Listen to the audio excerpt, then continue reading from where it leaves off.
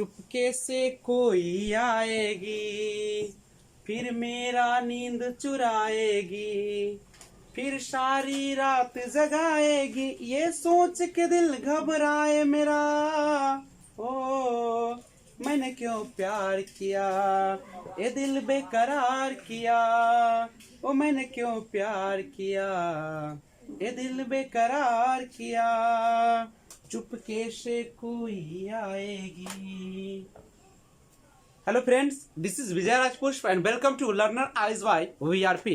तो आइए, आज से स्टार्ट हो रहा है पोएट्री सेक्शन, जो कि एक बेहतरीन कविता के साथ, और वह कविता जो है आपके सामने है पोएट्री। उस कविता का नाम है sweetest love I don't go, जो कि जॉन डन के द्वारा लिखा गया। इसे आप पढ़ेंगे जॉन डन। तो ध्यान दीजिएगा, sweetest love I don't go यानी प्रियतमा मैं नहीं जाता। स्टार्ट हो रहा है। सबसे पहले आप जाने, यह जो है कविता जनरली एक ऐसी लड़की या महिला की कहानी है या कविता है जिसमें उसका पति अपने घर से कोई काम से बाहर जाना चाहता है, लेकिन उसकी पत्नी उसे लाख समझाती है, फिर भी वह समझा नहीं पाती है। तो आइए, सबसे पहले जानने से पहले आप एक छोटा सा उनके बारे में जानकारी ले। Sweetest love I don't go, मेरी प्रियतमा मैं नहीं जाता। ये आपके अबाउट ऑथर, लेखक के बारे में हम लोग जान रहे हैं। सबसे पहले जो जॉन डन है वह एक मेटाफिजिकल पोएट है। मेटाफिजिकल का मतलब होता है आध्यात्मिक कवि, जिसका लगाव किससे होता है? आत्मा से होता है। जिसका लगाव किससे होता है? प्रकृति से होता है, नेचर से होता है। तो पूछा जाएगा कि what kind of poet is John Donne, किस प्रकार के कवि है? तो आप बता देंगे मेटाफिजिकल पोएट है, आध्यात्मिक कवि। एक एक लाइन आप लोग गौर से सुनिए, गौर से देखिए, आपको समझ में आ जाएगा और याद भी हो जाएगा। उसके बाद आपको ऑब्जेक्टिव क्वेश्चन करने की जरूरत नहीं पड़ेगी। तो पहला क्वेश्चन देखेगा, किस प्रकार के कवि है जॉन डन?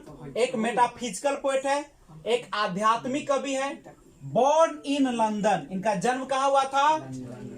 स्क्रीन पे आप लोग नजर को लगातार उस बगुले की चोंच की तरह पोठिया पर, मछली पर जैसे रहता है किसी भी, तो उसी तरीके से बगुला, सही, बगुले की तरह ध्यान रखिए। तो जो जॉन डन है, उनका जन्म कहाँ हुआ था? देखिए यहाँ पे, उनका जन्म हुआ था लंदन में। कहाँ जन्म हुआ था? लंदन में जन्म हुआ था। और एक कैसे परिवार में? प्रोस्पेरस रोमन कैथोलिक फैमिली में हुआ था। कैसे परिवार में जन्म हुआ था? प्रोस्पेरस, प्रोस्पेरस माने होता है धनी, समृद्ध परिवार। प्रोस्पेरस रोमन कैथोलिक फैमिली में हुआ था। कैथोलिक कैसे समझिए?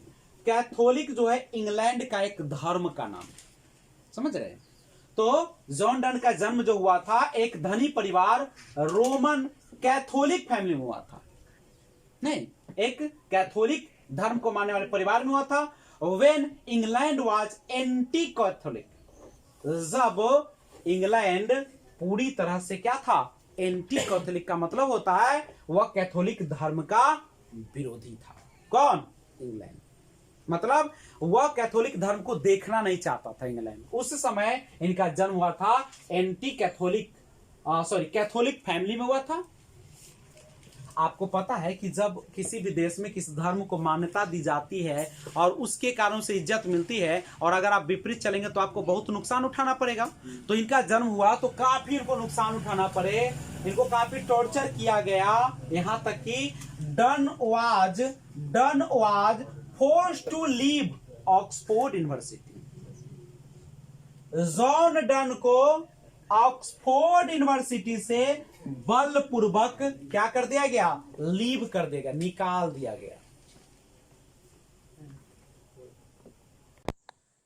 Done was forced to leave, Donne को बलपूर्वक लीव, निकाल दिया गया। कहां से? ऑक्सफोर्ड यूनिवर्सिटी से, विदाउट और डिग्री, बिना डिग्री के बेचारे पढ़ने के लिए गए थे वो, केवल इसीलिए निकाल दिया ऑक्सफोर्ड यूनिवर्सिटी से क्योंकि वो किस धर्म के मानने वाले थे, कैथोलिक धर्म को मानने वाले थे। क्या जमाना आ गया। बिकॉज, क्योंकि ऑफ हिज रिलीजन, मतलब अपने धर्म के कारण। बिकॉज हिज रिलीजन का मतलब क्या होता है, अपने धर्म के कारण। John Donne was briefly sent to prison, बड़ा अच्छा लाइन है देखिएगा। जॉन डन को संक्षेप मतलब समझ, छोटे समय के लिए कहां भेज दिया गया, सेंट माने भेजा गया, और कहां पे, प्रिजन माने जेल। फॉर, क्यों भेजा गया, के लिए, फॉर माने के लिए। देखिए कला, सेक्रेटली मैरिंग, चुपके चुपके शादी कर लिया था। किससे शादी किया था जानते हैं, हिज पैट्रन्स नीस, आश्रयदाता की भतीजी एंड मोर से। मतलब एक तो बेचारा, बेचारा तो नहीं कहिए, मतलब उस व्यक्ति ने उसे रहने के लिए घर दिया, जो होता है ना पैसे देकर हम लोग रेंट पर लेते हैं, तो जिसके घर में रहता था उसी के भतीजी से चुपके से क्या कर लिया, चुपके चुपके शादी कर लिया।